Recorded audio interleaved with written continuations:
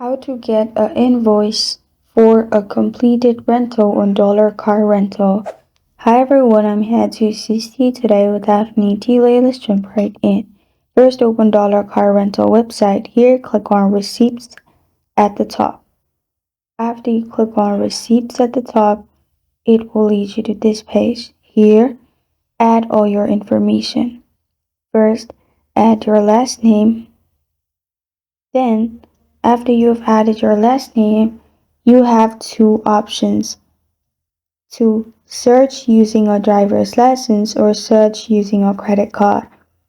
Select the one you prefer, then add your country and then your number. If it's your credit card number, add credit card number or driver's license number. Then press on search at the bottom and you will get a receipt in your page. And also it may take up to 7 days after the vehicle is returned before the receipt is available, so make sure you do that. Receipts are also only available online for 6 months from the date the car was returned. And this is how to get an invoice for a completed rental on Dollar Car Rental. Thank you for joining me today. If this video helps you out, please leave a like and subscribe for more.